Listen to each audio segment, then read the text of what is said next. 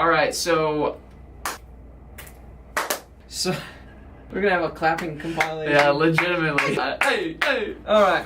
All right, let's go. So your stringers at Oakwood, stringers being me, Michael, Peter, sometimes Jessica. How do you use this properly? I think there's a very, very undervalued position. Relationship? I don't want to say undervalued relationship. We have a relationship with our customers, okay? We do. I think there's not as much attention on the value that we can bring you in that relationship. Mm-hmm. I think that's the best way to say it. So, how can you maximize our relationship, to benefit your tennis game? All right, I can answer that for you. Go ahead.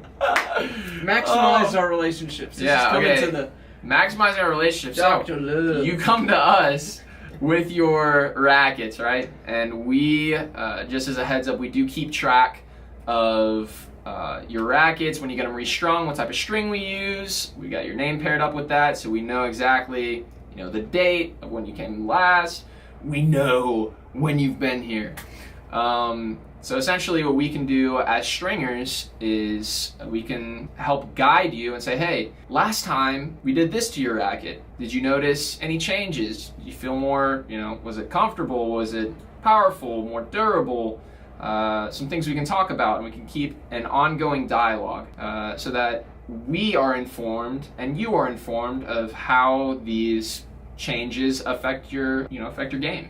So yes, and we're not memorizing. I mean, I've got a pretty good memory, but we're not memorizing how you do your rackets. No. Like I can cite how some people have their rackets set up, but it's very, very important for you to keep that dialogue open. We do our best, but we do have a lot of rackets to go through. Yeah. So for you to say, oh, I want more of this. So I guess the way to do it is the key to every relationship: communication. Dr. Right. Phil. So it's the same thing, right? You come to us and you say, I don't like how the ball keeps going out by just 2 inches. Yeah. Every time. And we're gonna say, okay, great. I'm gonna take a look, and you say, okay, you strung it on 55 last time. Maybe we'll string it on a 56 or 57 this time. We'll bump up the tension a little bit, and so you'll be able to take the same swing of the ball and keep them in. Yeah. Exactly. Now, of course, this is entirely regardless of form, but just rackets. Yeah. You can also fix some of those things by taking lessons as well.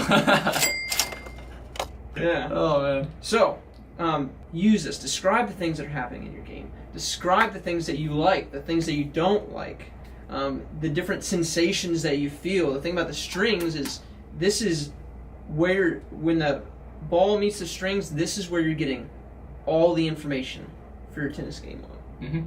That's the meeting point, is the string. So you got to say, I don't feel the ball at all, and I'd like to feel it more.